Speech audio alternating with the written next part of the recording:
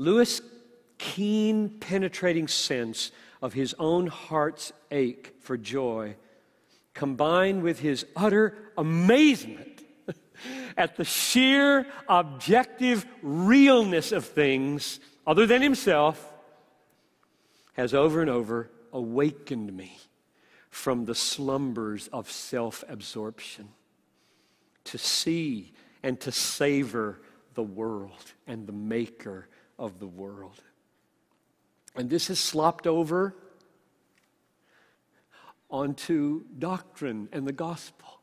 When I read Lewis' experience of the world and how awake he is to reality that I just ignore, and I'm awakened again to see the world the way he sees it, I see Christ more clearly. I read my Bible with new eyes. This is what I thank him for.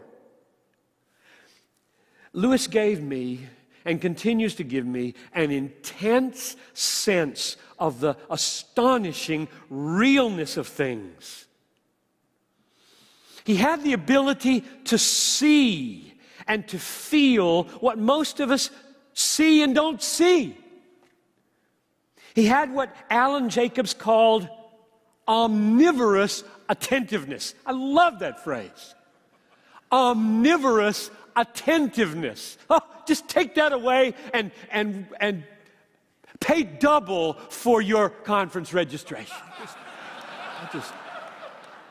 I just gave that to you. No added expense at all. Change your life. Omnivorous attentiveness. Now, I hope you feel what I'm talking about. I love that phrase. What this has done for me is hard to communicate.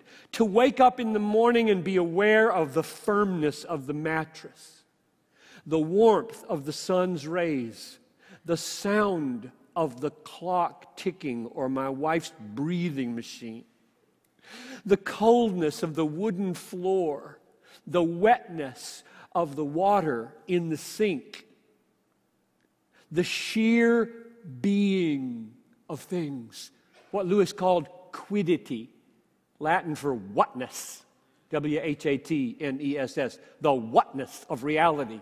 It's just there. I mean, there didn't have to be water.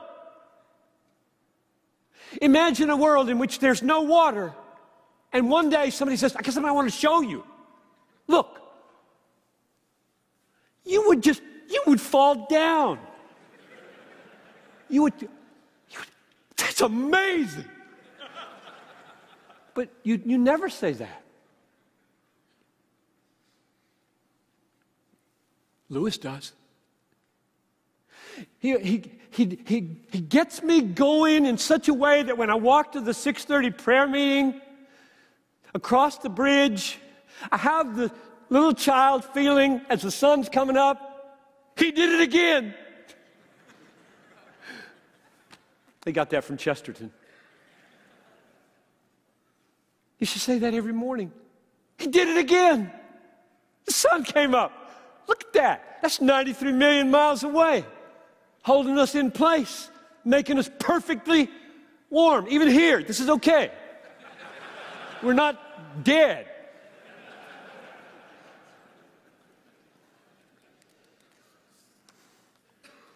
He helped me to become alive to life, to look at the sunrise. He helped me to see what is there in the world, things that if we didn't have them, we would pay $1 million to get them, and having them, ignore. Your eyes, your fingers.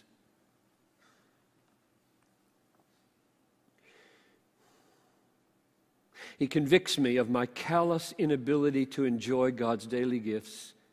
He helps me to awaken my dazed soul so that the realities of life and of God and of heaven and of hell are seen and felt.